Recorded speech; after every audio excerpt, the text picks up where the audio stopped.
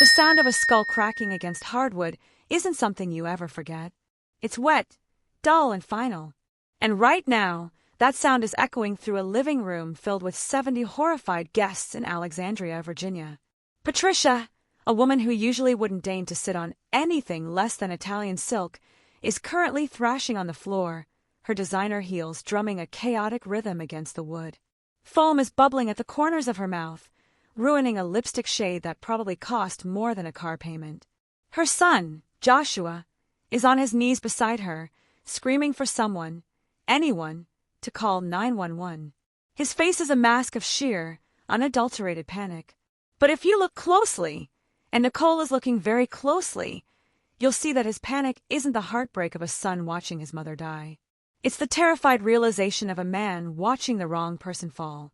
Nicole stands just 5 feet away, a statue of calm in a sea of chaos. She's holding a glass of champagne, the condensation cool against her fingertips. She takes a small, measured sip. It's crisp, dry, and completely poison-free. She watches her husband shake his mother's shoulders, watches the guests pull out their phones to record the tragedy, and she feels absolutely nothing. Or rather, she feels the cold, hard clarity of a scientist who has just successfully concluded an experiment. To understand why Nicole isn't helping, why she isn't screaming, you have to rewind exactly 30 minutes. The air in the townhouse had been thick with the smell of expensive hors d'oeuvres and fake congratulations. Nicole had just sold her nanofiltration patent for $17 million. Suddenly, people who hadn't returned her calls in 3 years were crammed into her living room, drinking her liquor and calling her a visionary. Nicole had been standing by the velvet drapes, needing a break from the noise, when she saw it. It was a small movement, swift and practiced, happening at the makeshift bar across the room. Joshua, her husband of 10 years, the man who had toasted her success just an hour ago. He was blocked from the main crowd by a large floral arrangement, but from Nicole's angle, he was perfectly visible. He pulled a tiny amber vial from his jacket pocket. He didn't look nervous. He looked efficient. He uncorked it with a flick of his thumb and squeezed 3 distinct drops into a champagne flute. Not just any flute. It was the one with the microscopic chip on the base, the crystal glass Nicole's grandmother had given her. The glass Nicole used for every single special occasion since she was 18. It was her glass. Joshua swirled the liquid with his pinky finger, wiped his hand on a napkin, and slid the vial back into his pocket. Then he turned around with a smile that didn't reach his eyes, picked up 2 glasses, the poisoned one and a pristine one, and started weaving through the crowd toward her. Her heart should have stopped. She should have screamed. But Nicole's brain didn't work like that. When faced with data that didn't fit the model, like her husband trying to murder her, she didn't panic. She processed. 3 drops. Amber liquid. Fast-acting neurotoxin? Or a slow-burn cardiac arrest mimic? She didn't wait to find out. She started moving. Not away from him, but toward Patricia. Patricia was holding court near the fireplace, loudly complaining to a neighbor about the dreadful parking situation, despite having been chauffeured there by Joshua. Patricia, who had spent the last decade making passive-aggressive comments about Nicole's little science hobbies and how they distracted from her duties as a wife. Joshua was closing in from the left. Nicole reached Patricia first. "Patricia!" Nicole's voice was bright, breathless. She grabbed the pristine glass from a passing waiter's tray with her left hand, and simultaneously, she reached out and intercepted Joshua just as he arrived. "Honey, perfect timing," Nicole said, snatching the chipped glass, the poisoned glass, from Joshua's hand before he could protest. He blinked, confused by her speed. "I was just telling Patricia," Nicole continued, turning to her mother-in-law, "that she's been the matriarch of this family. The glue." She looked Patricia dead in the eye, extending the chipped glass toward her. "You deserve this special toast, Patricia. Here, take the good glass." It was the perfect bait. Patricia's ego was a hungry beast, and Nicole had just fed it filet mignon. "Well," Patricia preened, her eyes lighting up as she reached for the crystal flute, the one meant for Nicole. "That's very sweet of you, Nicole." Finally showing some appreciation, Joshua froze. His mouth opened, but no sound came out. He looked at the glass in his mother's hand, then at Nicole's face. "Cheers," Nicole said, clinking her generic glass against the poison vessel. Joshua lunged forward slightly, a strangled weight caught in his throat. But it was too late. Patricia, never one to do things by halves, took a massive, celebratory gulp. That was 4 minutes ago. Now, the paramedics are bursting through the front door, their radios crackling with static. They push through the crowd, swarming around Patricia's congealing body. What did she take? A medic shouts, flashing a light into Patricia's rolling eyes. Is she on any medication? No. I don't know. Joshua is sobbing, but his eyes aren't on his mother. They are darting wildly, scanning the room until they lock onto Nicole. He's looking at her standing by the fireplace, calm and composed. He's looking at her hands. They aren't shaking. He's looking at her chest. It's rising and falling evenly. He's looking for the foam. He's looking for the seizure. But all he gets is Nicole raising her glass in a subtle mock salute. The color drains from his face so completely he looks like a ghost. He realizes it. The math is terrifyingly simple. If she's standing there, and his mother is dying on the floor, then Nicole knows. And if Nicole knows, the $17 million isn't just out of reach, it's the least of his problems. But Joshua is a gambler. Nicole can see the gears turning in his head, even as he holds his dying mother's hand. He's thinking, can I prove she did it? Did she switch them on purpose? Or was it an accident? Does she have proof? Nicole takes another sip of champagne. Oh, honey, she thinks, the adrenaline finally starting to hum in her veins. You have no idea what kind of proof I'm about to get. Ma'am! A police officer touches Nicole's arm, snapping her back to the present. We need everyone to clear the room. Is this your house? Yes, Nicole says, her voice trembling with a perfectly manufactured fear. That's my mother-in-law. Please, you have to save her. She plays the part. She weeps. She clutches her daughter, Emma, who has just wandered downstairs, eyes wide with confusion. But as Nicole buries her face in her daughter's hair, she keeps one eye on Joshua. He's pulling his phone out of his pocket with shaking hands. He's not calling a priest. He's deleting messages. The war has started, and he's already losing. The fluorescent lights of the Inova Fairfax emergency room hum with a frequency that feels like a drill boring directly into Nicole's skull. It's been 45 minutes since the ambulance screamed away from their townhouse, leaving a trail of shocked neighbors and cold hors d'oeuvres in its wake. Joshua is sitting 3 chairs away, his elbows on his knees, head in his hands. He's vibrating. Not shaking, vibrating. Every time the automatic doors swoosh open, his head snaps up, eyes wide and feral, hoping for news. Or maybe he's hoping for silence. It's hard to tell. To the nurses walking by, he looks like a devastated son terrified of losing his mother. To Nicole, who is watching him over the rim of a terrible cup of vending machine coffee, he looks like a man trying to solve a complex equation that just doesn't add up. Here's the thing about Joshua. He's terrible at improvisation. He's a planner. He likes spreadsheets, itineraries, and guaranteed outcomes. Tonight, the outcome was supposed to be simple. Nicole drinks. Nicole collapses. Nicole dies. Joshua plays the grieving widower. But Nicole is very much alive, sitting here in her coat, scrolling through her phone with steady hands. And that fact is driving him insane. He stands up abruptly, pacing the linoleum floor. He stops in front of her, his shadow falling over her lap. Are you okay? He asks. His voice is tight, strained. I'm worried about your mom, Josh, Nicole says, keeping her eyes on her screen. She's not reading the news. She's watching a live feed from the security camera she installed in her home office 3 days ago, a precautionary measure that felt paranoid then but feels prophetic now. No, I mean. He licks his lips. Do you feel okay? You look pale. He's fishing. He's desperate to know if maybe, just maybe, she took a sip. Maybe the poison is just slow. Maybe he didn't fail. Nicole looks up, locking eyes with him. She lets a confused frown crease her forehead. I feel fine, honey. Just shocked. Why? Do I look sick? Joshua flinches. No, of course not. With the stress, the shock, I don't want to lose anyone else.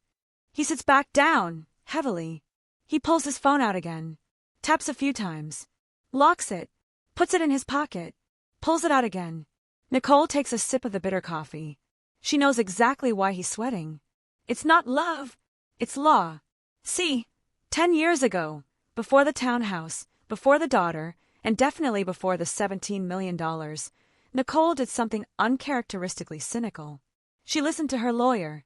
She signed a prenuptial agreement that was ironclad. The terms were brutal in their simplicity. What is mine is mine.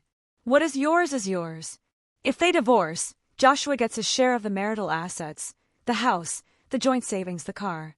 But the intellectual property, the patents, the future earnings from her research, that stays with Nicole. All of it. If she walks away from him, he gets a used BMW and half a mortgage. However, there was one standard clause, a loophole big enough to drive a hearse through. If Nicole dies while they are married, the prenup dissolves. Her estate, her assets, her patent money, it all transfers to her next of kin. Her surviving spouse. Nicole does the math in her head. $17 million. Minus taxes, plus the $2 million life insurance policy he insisted they upgrade last year. $19 million. That's the price tag on her head. 19 million reasons why he needed her to drink from that chipped crystal flute. Family of Patricia Whitmore. A doctor in teal scrubs stands in the doorway. Joshua is on his feet instantly, rushing over. Nicole follows, slower, deliberate. She's stable, the doctor says, and Joshua's shoulders slump. Is it relief? Or disappointment? We've pumped her stomach. We're running toxicology now, but she's showing classic signs of neurotoxicity. Mr. Whitmore, Mrs. Whitmore, did your mother eat anything unusual today? Any wild mushrooms? Supplements? No, Joshua says quickly. Too quickly. She just had the appetizers, the same ones everyone else had. It's strange, the doctor murmurs, making a note on his tablet. The onset was incredibly rapid, almost like a concentrated dose. He looks at Joshua. We have to report this to the police, of course. Standard procedure for suspected poisoning. Joshua pales. Police? Is that necessary? It was probably just a food allergy. She has a sensitive stomach. A food allergy doesn't cause seizures and foaming at the mouth, Mr. Whitmore, the doctor says dryly. We'll keep you updated. The doctor walks away. Joshua turns to Nicole, his eyes wild. I need to make a call. I need to call Marcus. He'll want to know Mom is okay. Marcus. Joshua's older brother. The one who calls himself an investment banker, but operates out of a strip mall in Maryland. Go ahead, Nicole says gently. I'll stay here in case the doctor comes back. Joshua nods and practically runs toward the exit, needing the safety of the parking lot to speak freely. The moment the automatic doors slide shut behind him, Nicole's demeanor shifts. The worried wife vanishes. The scientist emerges. She needs data. She has a hypothesis that Joshua is broke and desperate, but she needs proof. She can't hack his phone without the passcode, and he's too guarded with it. But she knows something he doesn't realize she knows. She knows his laptop password. He changed it 6 months ago to Patents 2024, a supportive gesture celebrating her work, or so she thought at the time. Now it feels like a target, but the laptop is at home. Nicole pulls out her phone and opens her banking app. She taps into the joint account, the one used for household expenses. She usually just deposits her share and ignores it. Today she scrolls. Mortgage payment, $4,200. Paid. Utilities, $350. Paid. Normal. Boring. Then she clicks on the linked external accounts tab. It's a feature she set up years ago to easily transfer money between their checking and savings. But there's a new account linked there. A credit line. She taps it. Access denied. It's in his name only. But she can see the payment history from the joint account to this mystery account.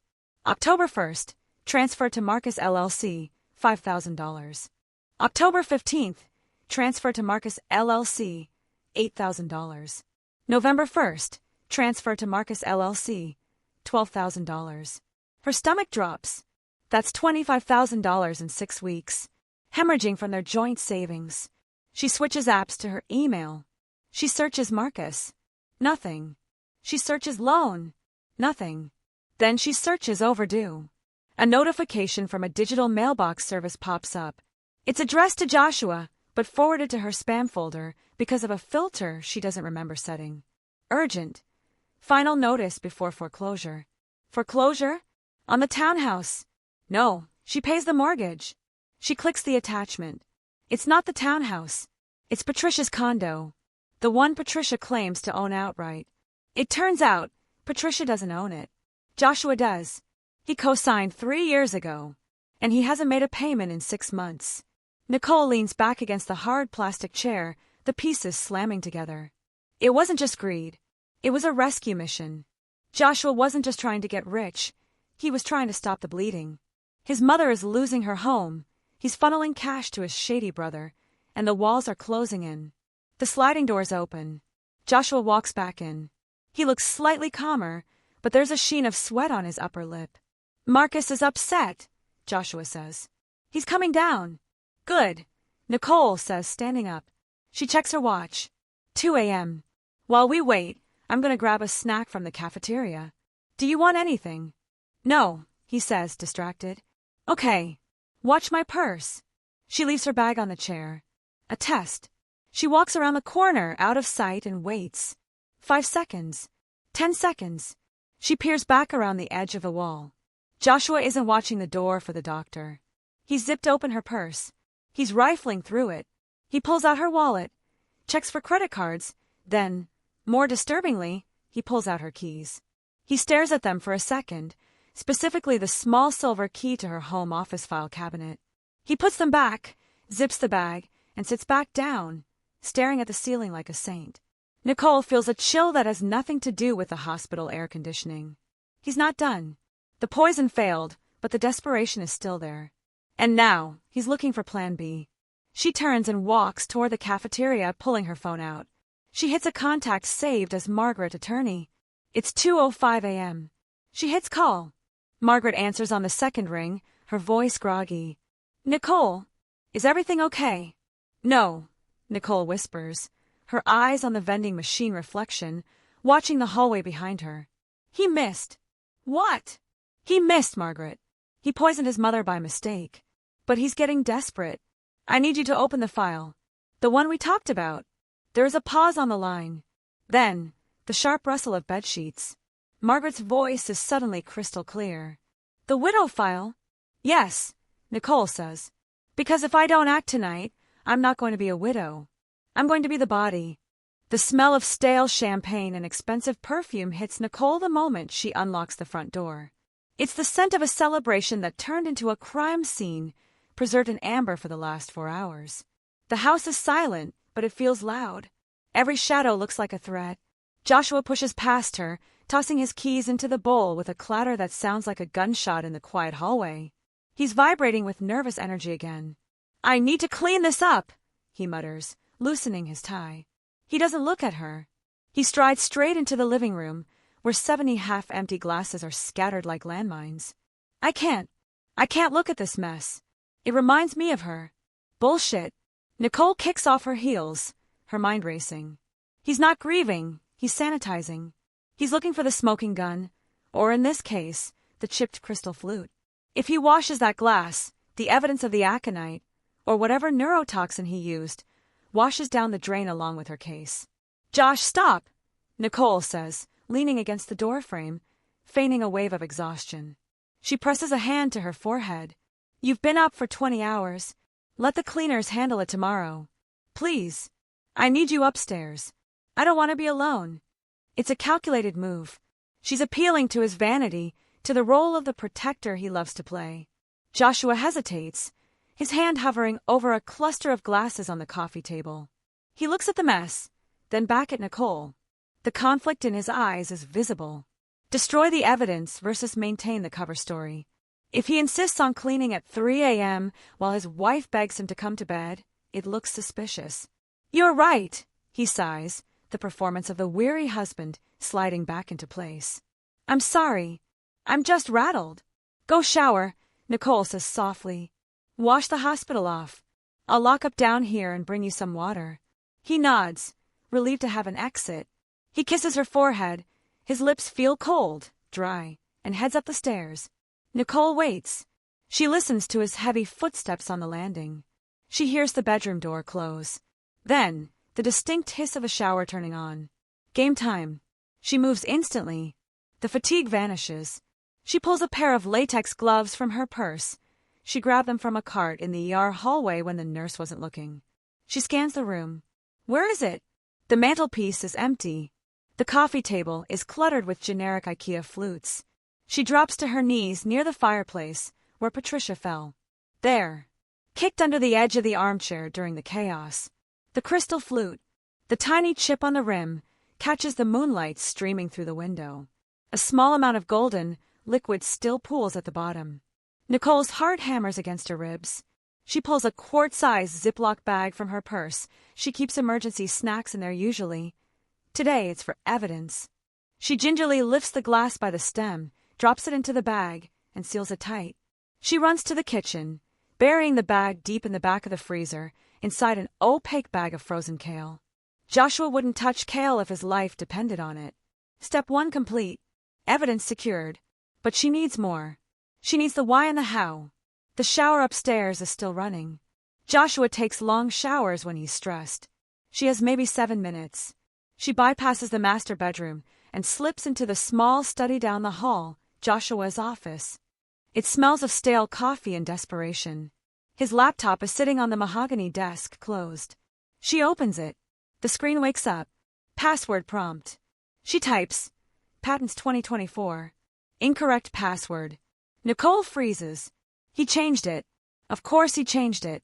The supportive husband act was crumbling long before tonight. She tries. Success. Incorrect. She tries. Patricia. Incorrect. Panic starts to prick at her skin. The water pipes in the wall groan. The shower is turning off. She has seconds. Think. Joshua is a narcissist. He's obsessed with image, with money, with what he thinks he deserves.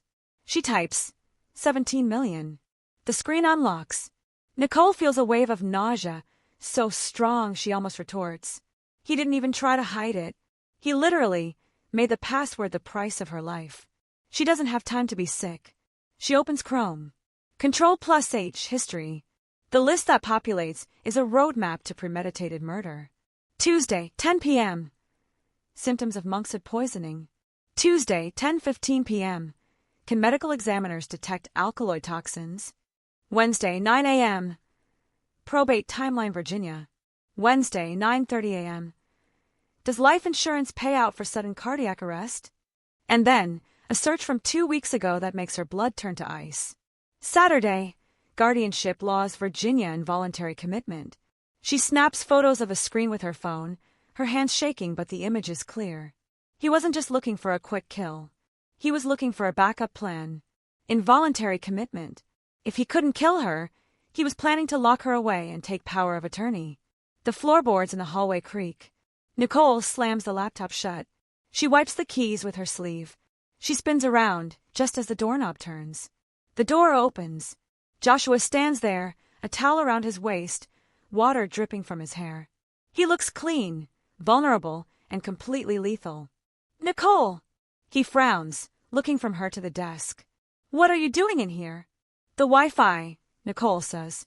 The light comes out smooth, fast. My phone wouldn't connect downstairs. I wanted to check if the router was blinking. She points to the router in the corner, blinking a steady, innocent green. Joshua stares at her.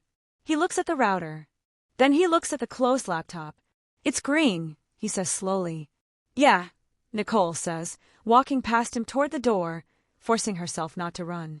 Must have just been a glitch. Come on, let's go to bed. He doesn't move immediately. He stands in the doorway, blocking her path. For a second, she thinks this is it. He knows. He's going to finish it right here. You know, Joshua says, his voice low, devoid of the earlier panic. Mom said something weird to me right before the party started. Nicole stops, her back to him. Oh, what was that? She said you look tired, that you've been acting, erratic lately. Forgetful. Nicole turns around slowly. I haven't noticed that. I have, Joshua lies. His eyes are dead flat. Maybe after all this is over, we should get you checked out. Just to be safe. The thread hangs in the air, heavy and suffocating. He's pivoting. The poison failed. The widow file is out. He's initiating Protocol B, the crazy wife. Maybe, Nicole says, managing a weak, tired smile. Let's talk about it in the morning. She walks into the bedroom, crawls into bed, and turns off the lamp. She listens as Joshua gets in beside her. She feels the heat radiating off his body. She lies there in the dark, wide awake, clutching her phone under the pillow. A text comes in from Margaret. File opened. Private investigator is parked down the street. Don't eat anything. Don't sleep deeply. Nicole closes her eyes. She isn't going to sleep at all. She's going to wait. Because tomorrow, she has to go to the bank. And she has a trap to set. 93, 86, 79, 72. Nicole's voice is steady, but her palms are sweating against the leather armrests of a chair. The room is soundproofed, windowless, and smells faintly of sanitizer and old paper.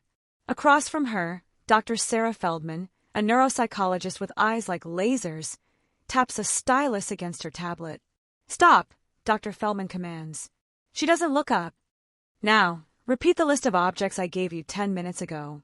In reverse order. Velvet, church, daisy, red bicycle. Nicole recites instantly. Dr. Feldman finally looks up, pulling her glasses down her nose. Dr. Whitmore, your recall is in the 99th percentile. Your spatial reasoning is excellent, and your logic processing speed is, frankly, intimidating. Nicole exhales, the breath trembling out of her. She slumps back in the chair. So I'm not crazy.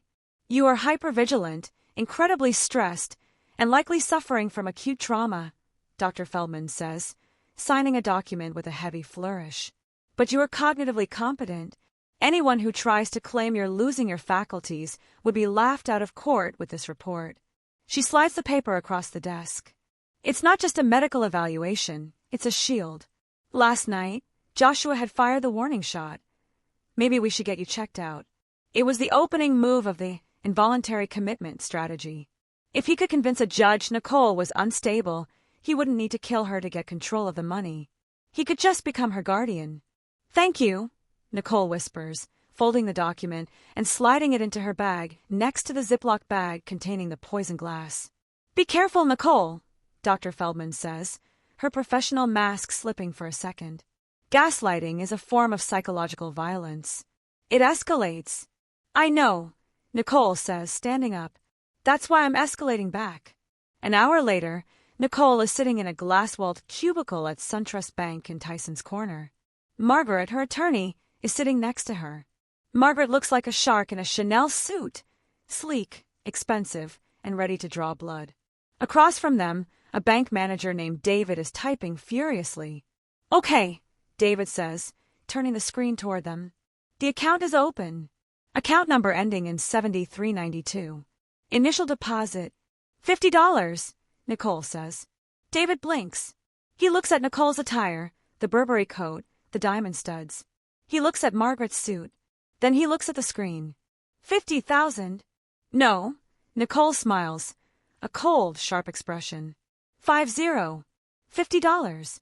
Right, David says, confused but professional. $50. This is the honeypot. Margaret slides a thick folder across the table. And here are the drafting documents, David. We need a power of attorney on file for this specific account.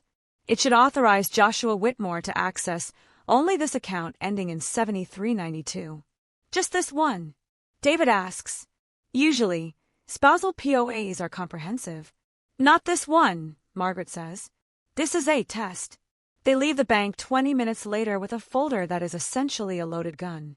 Inside is a sleek, official-looking document titled Estate and Asset Management Authorization. It lists Nicole's assets, the patent money, the investments, the offshore trusts, which don't exist. And it grants Joshua full access to the primary account. But in the fine print, buried under legalese, so dense it would make a normal person's eyes bleed, the primary account is defined strictly as the SunTrust account ending in 7392. The one with $50 in it. If Joshua tries to use this document to transfer millions, he won't just be failing.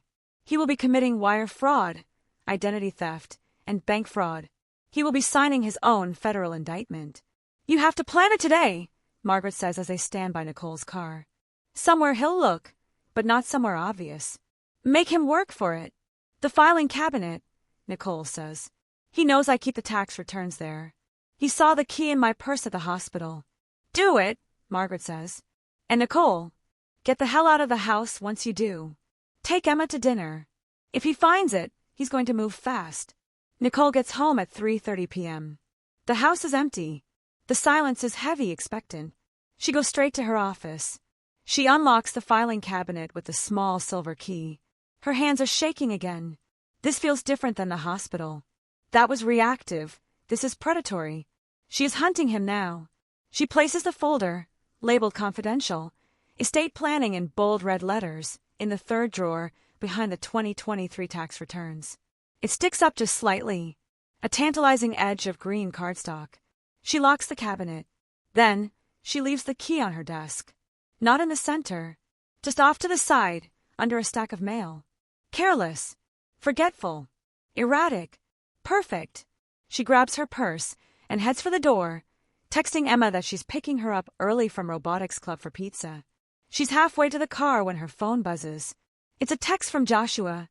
Mom is being discharged tomorrow. I'm bringing her here to recover. We need to talk about the future tonight. Be home by 6. Nicole stares at the screen. Bringing Patricia here? Into her house? The woman who drank the poison meant for her? It's a power move. He's bringing in reinforcements. He wants Nicole surrounded, outnumbered in her own territory. But then, another notification pops up on her phone. It's from the security app connected to the cameras she installed. Motion detected. Office. Nicole frowns. She's in the driveway. Who is in the office? She opens the app. The live feed loads. It's not Joshua. It's Marcus. Joshua's brother is in her office. He's wearing a hoodie, gloves, and he's holding a crowbar. He isn't looking for a key. He's prying the filing cabinet open. Nicole gasps, covering her mouth. Joshua didn't wait for tonight. He didn't wait to find the key. He sent his thug of a brother to break in while he established an alibi somewhere else. On the tiny screen, she watches the metal drawer pop open with a silent jerk. Marcus tosses the crowbar onto her desk, damaging the mahogany, and starts rifling through the files. He pushes past the tax returns. He stops. He pulls out the green folder. Confidential, estate planning. He pulls out his phone. He dials. Nicole can't hear the audio, but she can see him speaking rapidly, excitedly. He opens the folder. He flips to the page with the account numbers. He grins. It's a wolfish, hungry grin. He takes a picture of the document. Then another. Then he puts the folder back, shoves the drawer shut. It's bet now, won't close all the way, and leaves. Nicole sits in her car, her heart hammering so hard it hurts. They have the bait. They have the account number. They think they have the keys to the kingdom. Now, she just has to wait for them to try and open the door. She puts the car in reverse, her knuckles white on the steering wheel. She isn't going to be home by 6. She's going to let them think they've won for exactly as long as it takes for the FBI to trace the IP address. But as she backs out of the driveway, a black SUV pulls in, blocking her exit. Joshua rolls down the window of the SUV. He's smiling. "Hey, honey," he calls out, blocking her path. "Where are you going?" "We have a celebration dinner planned. Mom's already in the back." Nicole looks in his rearview mirror. Patricia is sitting in the back seat of the SUV, pale and ghostly, staring straight at Nicole. She's trapped. The bumper of the black SUV is inches from Nicole's Honda, close enough that she can see the dead bugs splattered on the grill. Joshua cuts the engine, but he doesn't move the car. He just sits there, smiling that dazzling, practiced smile that used to make Nicole feel safe and now makes her check for exits. She is trapped in her own driveway.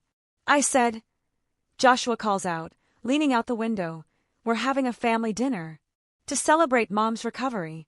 Nicole's hand hovers over the gear shift. If she throws it into reverse, she'll ram him. It would be assault. It would be panic. And right now, Joshua thinks he's winning. If she panics, she confirms she knows. If she stays cool, she keeps the element of surprise. She forces her fingers to uncurl from the steering wheel. She rolls down her window. "I was just going to get Emma," she says, her voice steady. "We were going to get pizza." "Way ahead of you, babe," Joshua says, tapping the side of his nose. Marcus picked her up from robotics. They're about 5 minutes out with 3 large pepperonis. The air leaves Nicole's lungs. It's not a polite gesture. It's a hostage situation masquerading as a favor. Marcus, the man she just watched break into her office with a crowbar, has her 12-year-old daughter in his car. Great, Nicole says, swallowing the bile rising in her throat. That's thoughtful. She turns off her car. She steps out onto the driveway. The autumn air is crisp, but she's sweating. Patricia climbs out of the back seat of the SUV. She looks frail, leaning heavily on a cane Nicole has never seen before, but her eyes are sharp. They dart to Nicole, then to the house, scanning for something. Nicole, Patricia says, her voice raspy. So good of you to host us, especially after everything. I insist, Nicole says, guiding them toward the front door. Every step feels like walking into a cage. Inside, the house feels different. Violated. Nicole knows Marcus has been here. She glances toward the hallway leading to her office. The door is closed. Go sit, Joshua commands gently, steering Patricia to the living room couch. I'll get drinks. Nicole, help me in the kitchen. It's not a question. Nicole follows him. The moment they are out of earshot, Joshua spins around, grabbing her by the shoulders. He doesn't shake her. He hugs her. I'm sorry about the hospital, he whispers into her hair. I was just so scared. But everything is going to be okay now. I have a feeling our luck is about to turn. He's manic. His heart is racing against her chest. It's the adrenaline of a gambler who just pushed all his chips into the pot. He thinks he has the account number. He thinks the green folder Marcus photographed is the golden ticket. I hope so, Nicole mumbles, pulling away. I'll get plates. The front door opens. Pizza's here. Marcus's voice booms through the entryway. Nicole sprints out of the kitchen. Emma is standing in the foyer, holding her backpack, looking annoyed.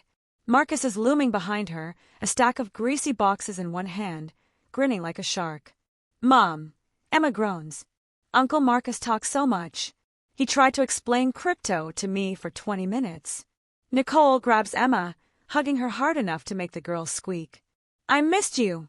I was gone for 3 hours, Emma says, pulling back. She looks at Nicole's face, really looks at her, and the teenage annoyance vanishes. Emma is smart. She sees the tension in Nicole's jaw, the wideness of her eyes. Mom!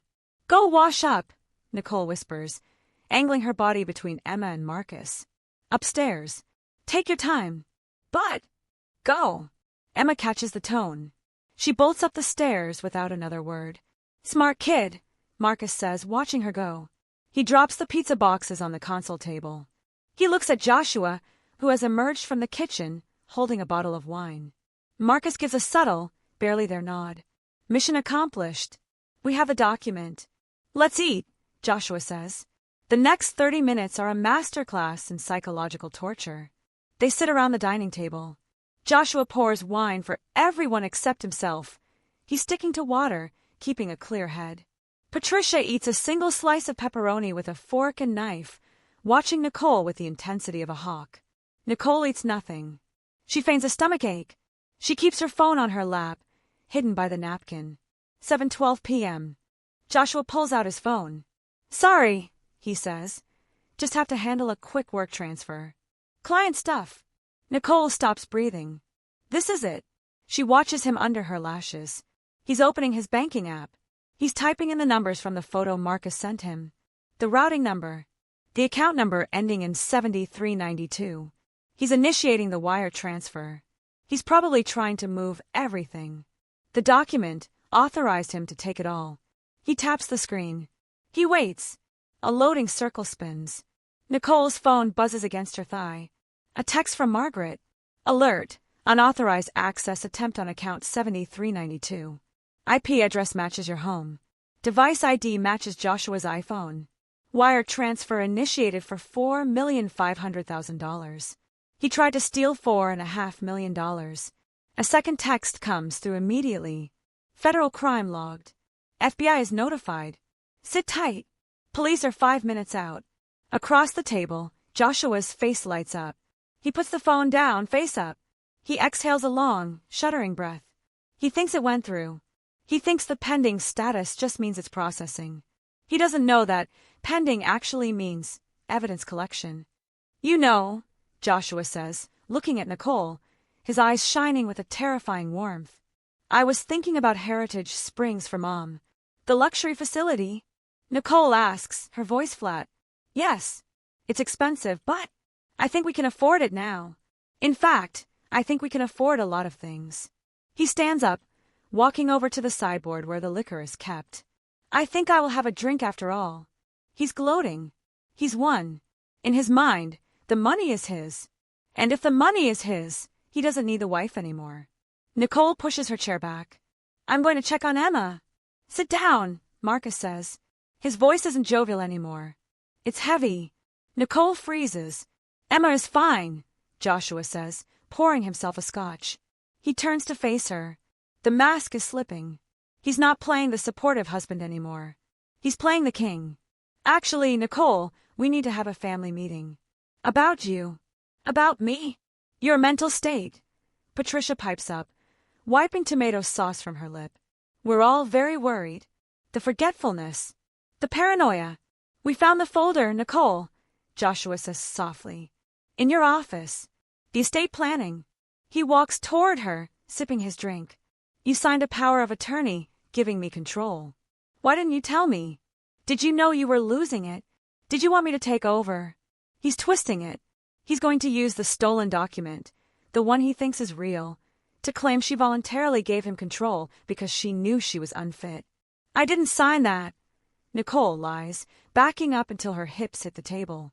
It has your signature, Marcus says, standing up to block the hallway. We saw it. So here's the plan, Joshua says, closing the distance. We're going to call the doctors at Heritage Springs. Not for Mom. For you. They have a wonderful inpatient program for early onset dementia. You can't do that, Nicole says, glancing at the front door. It's locked. Marcus is between her and the exit. Joshua is in front of her. Patricia is behind her. It's already done, Joshua smiles. With that power of attorney, I can make medical decisions for you. I can admit you tonight. Marcus will drive you. He reaches out to stroke her cheek. His thumb brushes her jawline.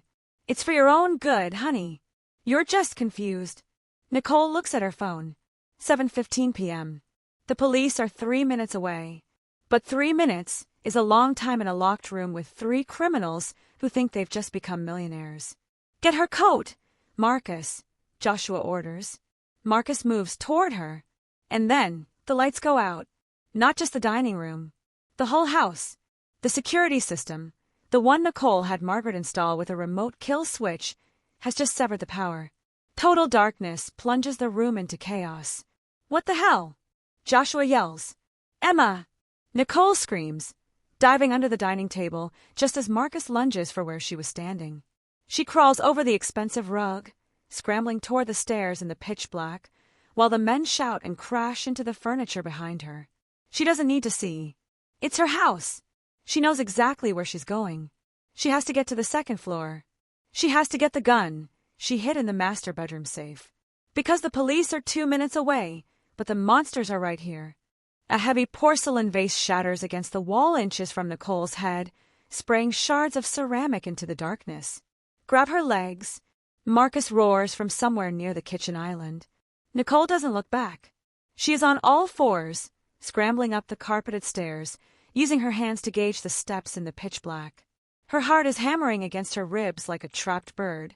Every instinct screams at her to stand up and run, but she knows better. Standing makes her a target. Crawling makes her a shadow. She hears the heavy, wet thud of Marcus tripping over the ottoman she kicked into the hallway. A string of profanities follows, then the sound of Joshua's voice, sharp and panicked. Forget the lights. Get upstairs. She's going for the phone. He's wrong. She isn't going for the phone. She's going for the Smith & Wesson Model 642 revolver locked in her bedside safe. Nicole reaches the landing. She hauls herself up, her knees burning. The hallway is a tunnel of ink. She knows Emma's room is the second door on the left. Emma! Nicole screams, her voice raw. Lock your door. Push the dresser in front of it. Do not open it for anyone but me. Mom! Emma's voice is muffled, terrified, coming from behind the wood. Then, the distinct click of a deadbolt sliding home. Good girl. Nicole pivots right, sprinting toward the master bedroom. She hears heavy footsteps pounding up the stairs behind her. Marcus is fast for a big man. She throws herself into the bedroom and slams the door. There's no lock on this one. Joshua broke it 2 years ago during an argument about privacy and never fixed it. She jams a chair under the knob, knowing it will buy her 5 seconds, maybe 10. She stumbles toward the closet, falling to her knees in front of the biometric safe bolted to the floor. She presses her thumb to the scanner. Error. Red light. Damn it, she hisses. Her hands are sweating too much. The scanner can't read her print. Thud. The bedroom door shutters. Nicole, open this door. Joshua screams. He sounds unhinged. Stop this insanity. You're having a breakdown. She wipes her thumb on her jeans. Presses it again. Error. Red light. The door cracks. The chair leg skids against the hardwood. She's in there, Marcus. Kick it. Nicole abandons the biometric scanner. She punches in the backup code. 1-9-8. What was the last digit? Panic is a fog, erasing her memory. 8. 0. Crack. The door flies open, splintering the frame. The chair goes flying across the room. 2 silhouettes loom in the doorway, backlit by the faint ambient light from the hallway. Joshua holds his phone up, the flashlight beam cutting through the dark, blinding her. There she is, Marcus growls, stepping forward. He's holding the crowbar again. Nicole punches 4. Click. Whir. The safe door pops open. Nicole plunges her hand inside, her fingers wrapping around the cold steel of the revolver. She rips it out, spinning on her knees, and levels it at the flashlight beam. Get out, she screams. Marcus freezes. He takes a step back, raising his hands. Whoa. Okay. Easy, Nicole. Joshua doesn't step back. He lowers the phone slightly, the light casting grotesque shadows on his face. He looks at the gun, then at her. He starts to laugh. It's a dry, humorless sound. You're not going to shoot me, Nicole. You're a scientist. You save lives. You don't take them. He takes a step forward. Put it down. Let's go to the hospital. This is proof, you know. Pulling a gun on your family. This guarantees the commitment order. I'm not sick, Josh, Nicole says, her finger tightening on the trigger. And I'm not alone. Of course you are, he sneers, taking another step. It's just us. No one is coming to save Y. Whoop whoop. The sound is deafening. Suddenly, the room is flooded with strobe light bursts of red and blue. The lights bounce off the walls, the ceiling, Joshua's terrified face. This is the FBI. A voice booms from a megaphone outside, magnified to godlike proportions. We have the house surrounded. Come out with your hands up. Joshua freezes mid-step. His face goes slack. He turns toward the window, watching the police lights dance across the glass. No, he whispers. No, that's not possible. The wire transfer, Nicole says, her voice steady now. She doesn't lower the gun. The account ending in 7392. It was a honeypot, Josh. I tracked the IP. I logged the fraud. The FBI has been watching the transaction for the last 15 minutes. Joshua turns back to her. The arrogance is gone. In its place is a hollow, bottomless horror. He realizes, finally, that he hasn't been playing a game against a victim. He's been playing against a grandmaster. Downstairs, the front door explodes inward with the sound of a battering ram. Federal agents. Clear left. Clear right. Heavy boots thunder on the stairs. Marcus drops the crowbar. It clangs loudly on the floor. I didn't do it, he starts babbling, backing away from Joshua. I just drove the car. I didn't know about the poison. This is on him. Shut up, Joshua hisses. Police. Drop the weapon. 3 tactical officers storm the bedroom, rifles raised, tactical lights blinding everyone. I'm the homeowner, Nicole yells, placing the revolver carefully on the floor and raising her hands. They broke in. That man, she points at Joshua, attempted to murder me 3 days ago. On the ground. Now. Joshua is slammed face first into the carpet. The elegance of his designer suit is ruined as a knee presses into his back. The cuffs click, Sharp, metallic, final. Nicole! Joshua gasps, his face pressed against the rug. Nicole, tell them. Tell them it's a misunderstanding. The transfer, the money, we can fix this. Nicole stands up, stepping over him as an officer guides her toward the door. She pauses, looking down at the man she shared a bed with for a decade. The transfer didn't go through, Josh, she says coldly. But don't worry. I'm sure the prison commissary will take a check. She walks out into the hallway. An officer is already at Emma's door. It's okay, sweetie. You can open up. Your mom is here. The door creaks open. Emma rushes out, burying her face in Nicole's chest. Nicole wraps her arms around her daughter, squeezing tight, shielding her eyes from the sight of her uncle and father being dragged down the stairs in chains. Is it over? Emma sobs. Yes, Nicole whispers, kissing the top of her head. The bad part is over. But as they walk down the stairs, past the shattered vase and the overturned furniture, Nicole sees Patricia sitting on the living room couch. She isn't in cuffs yet. She's sitting perfectly still, clutching her cane, staring at the wall. As Nicole passes, Patricia looks up. Her eyes aren't fearful. They are venomous. You think you've won, Patricia whispers, her voice low enough that the officers, bustling around, don't hear. But you forgot something, Nicole. Nicole stops. What? Patricia smiles, a thin, cruel curving of her lips. The life insurance policy. The one Joshua updated last year? He didn't just increase the payout. Nicole frowns. A cold knot forms in her stomach. He changed the beneficiary, Patricia whispers, to a trust, controlled by me. And the policy has a clause. It pays out even if the spouse is under investigation, as long as they aren't convicted yet. She leans forward. And I have a very expensive lawyer. Nicole stares at her. A new loop opens in her mind. The money. They could still use the policy against her somehow. No, that doesn't make sense. Unless Joshua isn't the only one who set a trap. That's a cute theory, Patricia. A sharp voice cuts through the living room, tension like a razor blade. Margaret, Nicole's attorney, steps over the shattered remains of the vase, her heels crunching on the ceramic. She entered with the FBI agents, quiet and lethal, and has been listening from the foyer. She holds up a black leather portfolio. But you're forgetting one very important legal precedent, Margaret says, looming over the older woman on the couch. It's called the Slayer Rule, and in Virginia, it extends to conspiracy. Patricia's smug smile falters. He hasn't been convicted yet. The policy stands. Actually, Margaret counters, flipping open a file, the policy change Joshua made last year? The one naming your trust as beneficiary. We flagged it as fraudulent conveyance 3 days ago. The insurance company has already frozen the asset pending a federal investigation into wire fraud. You won't see a dime, Patricia. Not for his defense, and certainly not for your retirement. Patricia grips her cane, her knuckles turning white. You can't prove I knew anything.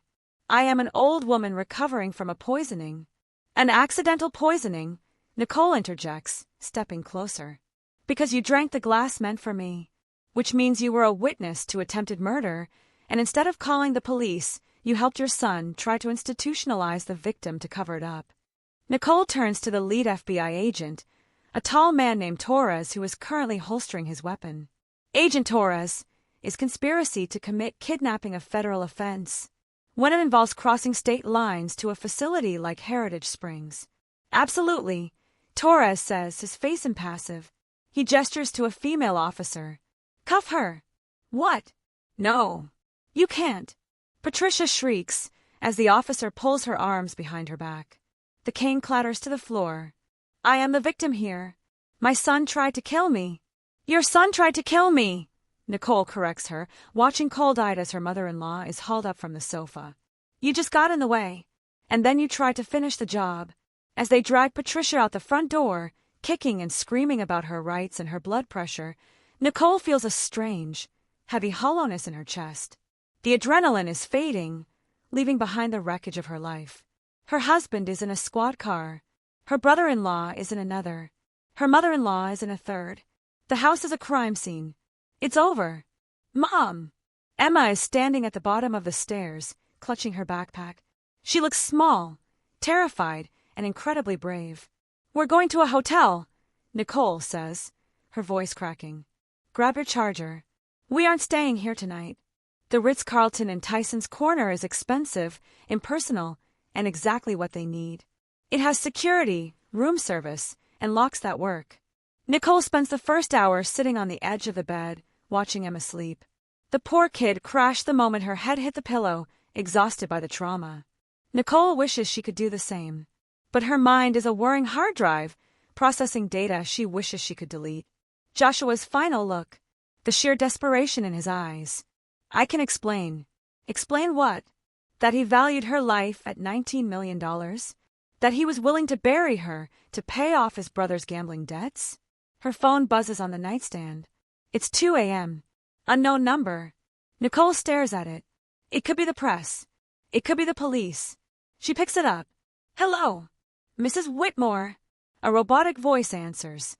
This is a collect call from the Alexandria Adult Detention Center. An inmate, Joshua Whitmore, wishes to speak with you. To accept charges, press 1. Nicole's finger hovers over the button. She should hang up. Her lawyer would scream at her to hang up. She presses 1. Nicole! Joshua's voice is tinny, panicked, and echoes against concrete walls. Nicole, don't hang up. Please. Give me one reason why I shouldn't record this and send it to Agent Torres, Nicole says, her voice shaking with rage. Because you don't have the whole story, Joshua whispers. He sounds like he's crying. The poison, the account, it wasn't all me. I couldn't have pulled that off. You know I'm not that smart. He's right. That's the one variable that has been nagging at Nicole's subconscious. Joshua is a failed consultant who can't balance a checkbook. The complex web of trusts, the specific choice of aconite, the coordinated attack with the mental health facility. It was too sophisticated for him. Who? Nicole asks. Marcus. No. Marcus is an idiot, Joshua hisses. It was a partner. Someone who approached me 6 months ago. Someone who knew about your patent before the sale even went public. Nicole grips the phone tighter. Who, Josh? I can't say it on the line. They have reach, Nicole. If I talk, I need a deal. I need you to tell the prosecutor to offer me protective custody. You tried to kill me, Nicole says. I'm not offering you anything. If you don't, Joshua says, his voice dropping to a terrified vibrato, then you need to check the cloud drive. The hidden partition on my laptop. Password is Lazarus. Check the emails, Nicole. Because the person who helped me, they aren't in jail. And they know where Emma goes to school. Click. The line goes dead. Nicole sits in the dark hotel room, the silence pressing in on her eardrums. Lazarus. She looks at her bag. She grabbed her own laptop before leaving the house, but she didn't grab his. The FBI took his devices. They have the laptop. But she remembers the widow file backup she made. When she hacked his computer 3 nights ago, she didn't just look at the search history. She mirrored the hard drive to her own external server. It was a standard data preservation habit from her lab days. Always keep a backup. She slides off the bed, careful not to wake Emma. She opens her laptop on the small hotel desk. She connects to her private server. She finds the disk image of Joshua's computer. She mounts it. She searches for a hidden partition. It takes 10 minutes of coding to bypass the encryption, but she finds it. A folder labeled System Config. Inside, it's not system files. It's a trove of encrypted emails. She types in the password, Lazarus. The folder unlocks. Hundreds of emails spill onto the screen. They are from a sender with no name, just a string of alphanumeric characters. Nicole opens the first one, dated 6 months ago. Subject, the asset. Body, she is nearing the breakthrough. The valuation will be in the 8 figures. If you want to clear your debt, we need to structure the exit strategy now. I can provide the method if you provide the access. Nicole scrolls down. She reads through plans for the accidental poisoning. Detailed instructions on how to source aconite from a specific dark web supplier. Drafts of the fake mental health evaluations. But it's the last email, sent 2 hours before the party, that makes Nicole's blood freeze in her veins. Subject, contingency. Body, if the primary method fails, do not worry. We have a secondary extraction point. I will be at the party. I will make sure it is done. I will be at the party. Nicole's mind races back to the night of the celebration. The 70 guests. The caterers. The old colleagues. Who was it? Who was the architect? She scans the metadata of the email. The sender used a VPN, but they made one mistake. In one of the replies, there is a digital signature attached to a forwarded document. A tiny, almost invisible logo at the bottom of a PDF. It's a logo Nicole recognizes. It's the logo of the venture capital firm that rejected her initial funding 3 years ago. The firm run by her old mentor from MIT, Dr. Adrian Hale, the man who toasted her at the party, the man who hugged her right after Patricia collapsed and whispered, "Stay strong." Nicole stares at the screen. Joshua was just the weapon. Adrian Hale was the hand holding it. And unlike Joshua, Adrian isn't stupid. He isn't desperate. He is brilliant, wealthy, and currently walking free. And he knows she survived. Nicole slams the laptop shut. She runs to the door and throws the deadbolt. Then she drags the heavy desk chair and wedges it under the handle. She isn't safe. The game hasn't ended. It has just moved to a much higher level. The cursor on Nicole's laptop screen starts moving on its own. It's a ghostly, jerky movement, sliding across the desktop toward the folder labeled System Config. Nicole watches, frozen for a split second, as the invisible hand highlights the folder, right-clicks, and selects Secure Delete. No! Nicole screams, lunging for the computer. She slams her fingers onto the keyboard, trying to cancel the command, but the screen flashes red. A skull icon made of binary code pulses in the center. Protocol Lazarus. Remote wipe initiated. Pull the battery. Emma yells from the bed, waking up instantly, her survival instincts already honed by the last 3 days of terror. It's hardwired. Nicole shouts back. She yanks the power cord from the wall, but the laptop runs on its internal battery. The progress bar races across the screen. 20%, 40%, 60%.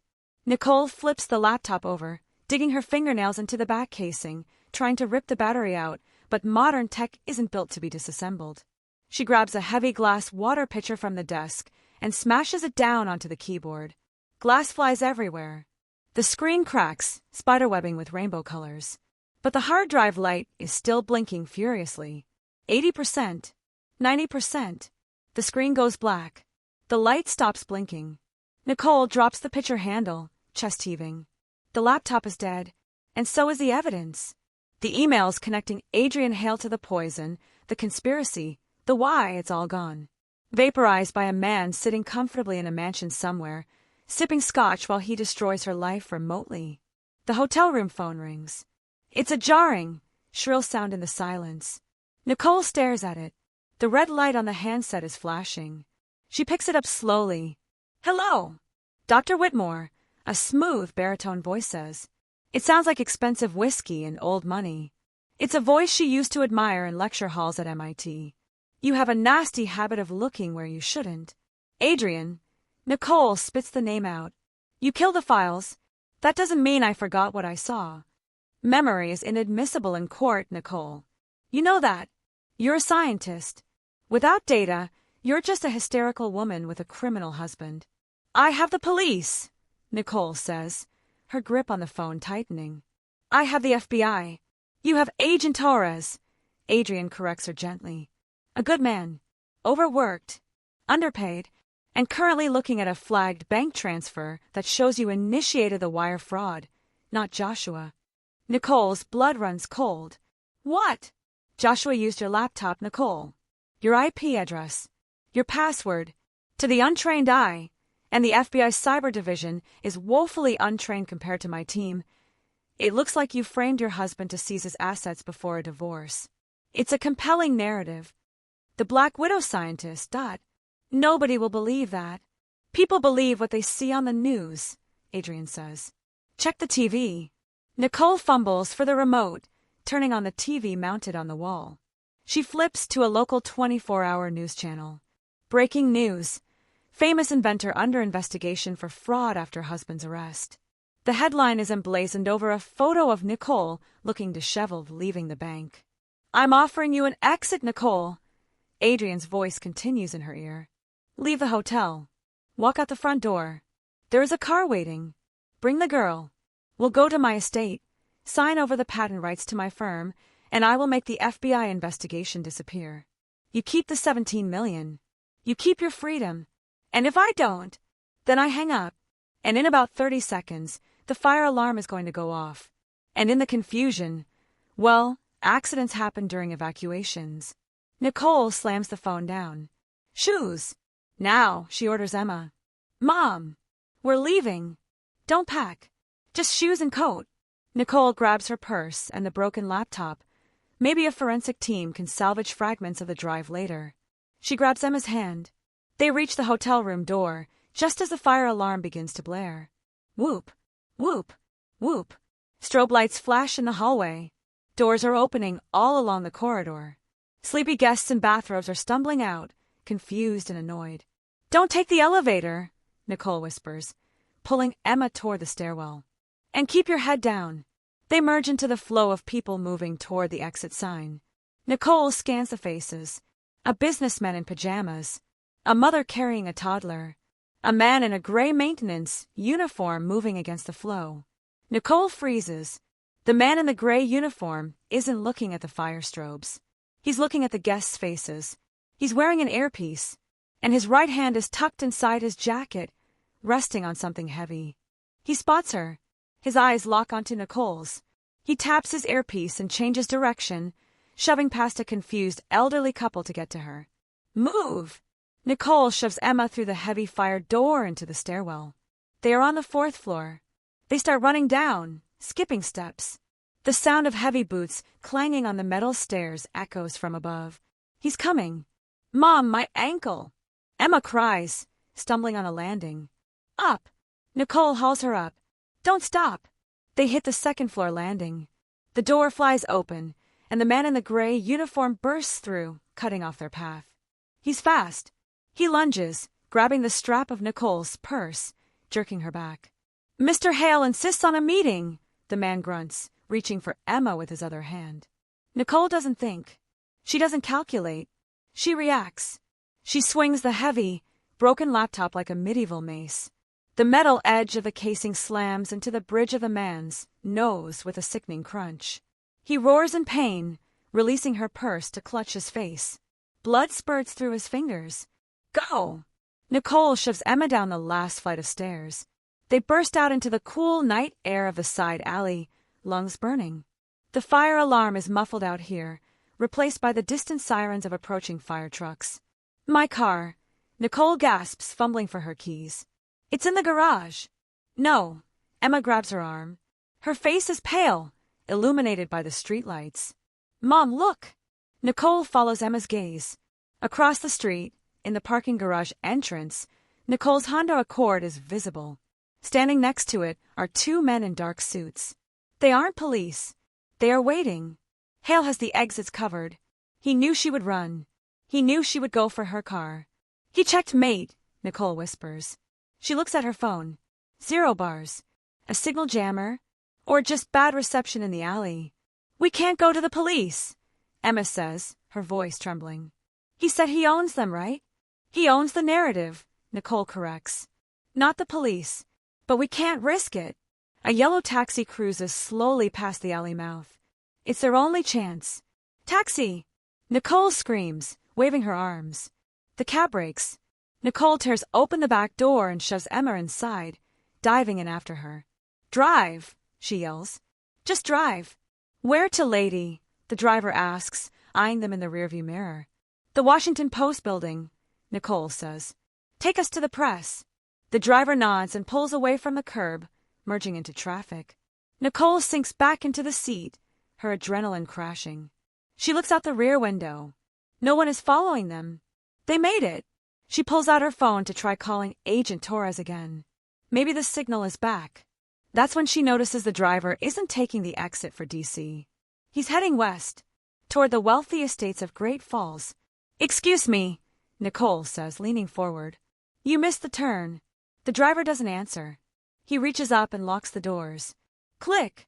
Then he turns around. He isn't a cab driver. He's wearing a suit under his jacket. And he's smiling. Change of plans, Dr. Whitmore, the driver says.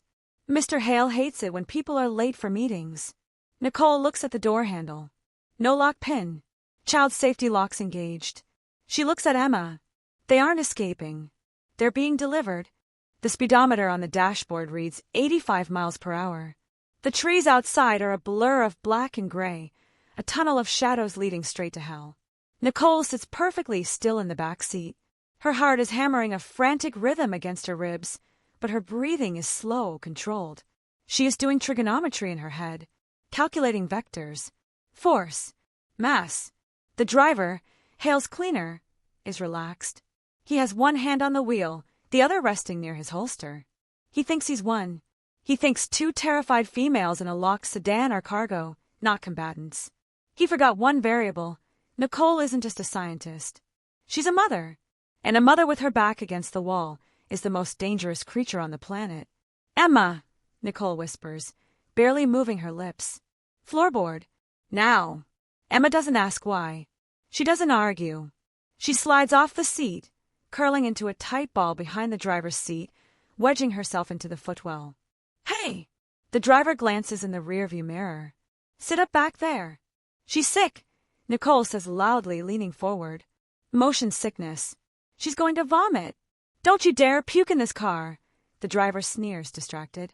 He turns his head slightly to the right, trying to look into the back seat. That's the moment.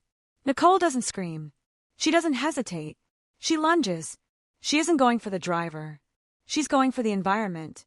She grabs the driver's seatbelt, the strap running across his chest, and yanks it backward with every ounce of hysterical strength she possesses, pinning him against the seat. At the same time, she jams the jagged, broken edge of her laptop into the side of his neck. The driver roars, his hands flying off the wheel to claw at his throat. The car swerves violently to the left. Brace! Nicole screams, throwing her body over Emma's crouched form. The taxi hits the gravel shoulder at 80 miles per hour. The sound is deafening, a chaotic symphony of screeching tires and tearing metal. The car spins, the world outside becoming a centrifuge of darkness. Then impact. The vehicle slams into a drainage ditch, rolling once, twice, before coming to a shuddering, grinding halt on its roof. Silence. For a moment, there is only the hiss of steam and the drip of fluids. The world is upside down. Emma! Nicole gasps, unbuckling her seatbelt. She falls onto the roof, which is now the floor. I'm okay. Emma's voice is shaky, small, but clear. Being in the footwell saved her from the whiplash. We have to move. Now. Nicole kicks the rear window. It's spiderweb but intact. She kicks again. And again. The safety glass shatters outward. She drags Emma through the broken window, the glass slicing her palms, but she doesn't feel it. They tumble out onto the wet grass, the cold night air hitting their faces like a slap. The driver is hanging upside down in the front seat, groaning. Blood is dripping from his forehead onto the ceiling. He's moving, fumbling for his seatbelt release. He's hurt, but he's not out. Run, Nicole commands. They sprint into the treeline, ignoring the brambles, tearing at their clothes. They run until their lungs burn, until the burning wreck of the taxi is just a faint orange glow behind them. They collapse behind a thick oak tree, gasping for air. Did we lose him? Emma asks, clutching her side. Nicole peers into the darkness. She can see flashlights bobbing in the distance. Not from the road, from the woods ahead of them. No, Nicole whispers, a cold realization settling in her gut. We didn't crash just anywhere. She points through the trees. About 200 yards away, through a break in the canopy, she sees lights. Not street lights. Security lights. A massive wrought iron gate stands open, and beyond it, a sprawling estate glows like a fortress on a hill. They didn't escape. The crash delivered them exactly where they were going. They are on the grounds of Adrian Hale's estate. He knew we were coming, Nicole murmurs. Those men, they're his security detail. The flashlights are getting closer. She can hear dogs barking now. Deep, throaty barks that suggest Dobermans or German Shepherds. Mom, what do we do? Emma is trembling now. We can't go back to the road. The driver is there. We can't go forward. Hale is there. Nicole looks at her daughter. She looks at the formidable house on the hill. Hale wiped her laptop. He destroyed the emails. He thinks he erased the trail. But he made the same mistake Joshua made. He assumed Nicole relied only on digital data. He assumed that without her files, she was powerless. But Nicole remembers something Dr. Feldman said during her competency test. Your recall is in the 99th percentile. And she remembers something else. Something Margaret said about the honeypot trap. The server is hosted offline. Secure. Untouchable. Hale wiped her laptop. He didn't wipe Margaret's server. He couldn't have. We aren't running away, Nicole says, her voice hardening. She grabs Emma's hand. We're going to the house. What? Are you crazy? The woods are where they're hunting us, Nicole explains, her brain shifting from panic to strategy. They expect us to run for the highway. They'll sweep the perimeter. They won't be looking for us inside the perimeter. But Hale is in the house. Exactly, Nicole says. And so is the one thing we need to end this. A gun, Emma asks. No, Nicole says, standing up and brushing the dirt from her knees. Wi-Fi. If she can get close enough to the house to connect to a network, any network, she can trigger the dead man's switch she set up with Margaret. A protocol that automatically sends the honeypot logs and the mirrored hard drive data, which was backed up to the cloud before the wipe, to the FBI, the Washington Post, and the DOJ simultaneously. She just needs a connection. And Hale's estate, with its high-tech security, will be bathed in a signal strong enough to stream a revolution. Stay low, Nicole whispers. We're going to crash the party. They move toward the mansion, two shadows slipping through the lion's den. Behind them, the dogs are getting louder. Ahead of them, Adrian Hale is waiting, thinking he's the predator. He's about to find out he's just the prey. The glowing blue light of a Wi-Fi range extender is the most beautiful thing Nicole has ever seen. It's blinking softly inside the pool house window, just 10 feet away from where she and Emma are crouching behind a marble statue of a weeping angel. Do you have it? Emma whispers, pressing herself into the dirt. The barking of the dogs is closer now, maybe 50 yards back in the woods. Flashlights slice through the darkness, sweeping closer to the manicured lawn. Nicole pulls out her phone. The screen is cracked, the battery is at 4%, but the Wi-Fi icon at the top left corner just turned solid white. Connected. Hale_guest. Adrian Hale, for all his genius, never changed the guest password. It's still Prometheus, the name of the project Nicole worked on as a student 15 years ago. His arrogance is a flat circle. I'm in, Nicole breathes. She opens the secure app Margaret installed on her phone. It's a simple interface. One big red button labeled execute. This is the dead man switch. Pressing it doesn't just upload the mirrored hard drive data to the FBI. It blasts the files to the Washington Post, the New York Times, and 3 major cloud servers simultaneously. It also pings her live GPS location to Agent Torres with a distress code, code black. Nicole's thumb hovers over the button. Well, look who decided to drop by. The voice comes from everywhere and nowhere. Nicole freezes. Then, floodlights, blinding, stadium-quality LEDs, explode to life around them, turning the night into aggressive, washed-out day. Nicole squints against the glare. Standing on the patio terrace, holding a tumbler of amber liquid, is Adrian Hale. He looks impeccable in a smoking jacket, flanked by 3 armed security guards. The driver from the taxi, bloodied and limping, stands beside him. Bring them inside, Hale commands, taking a sip of his drink. It's getting chilly. The guards swarm them before Nicole can move. Rough hands grab her arms, dragging her up. Another guard grabs Emma. Don't touch her. Nicole screams, struggling. Then walk, the guard growls, shoving her toward the French doors. They are marched into Hale's study, a room that smells of old leather and new money. Hale walks behind his massive oak desk and sits down, looking at them with the bored expression of a man watching a rerun. You're persistent, Nicole, Hale sighs. I'll give you that. But you're messy. Crashing cars, trespassing. It's all very undignified. He gestures to the guard. Take her phone. The guard rips the phone from Nicole's hand. He tosses it onto the desk. It slides across the polished wood, spinning to a stop right in front of Hale. You thought you could record me? Hale laughs softly. Or were you trying to call 911? The cell towers in this valley are jammed, my dear. You're in a dead zone. I wasn't calling 911, Nicole says, her voice steady despite the gun pointed at her chest. She stands tall, squeezing Emma's hand. No.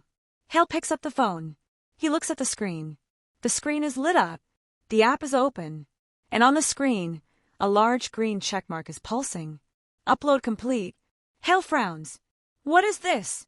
That, Nicole says, a smile cutting through the grime and blood on her face, is the cloud. You wiped the laptop, Adrian. But you didn't wipe the mirror server I set up 3 days ago.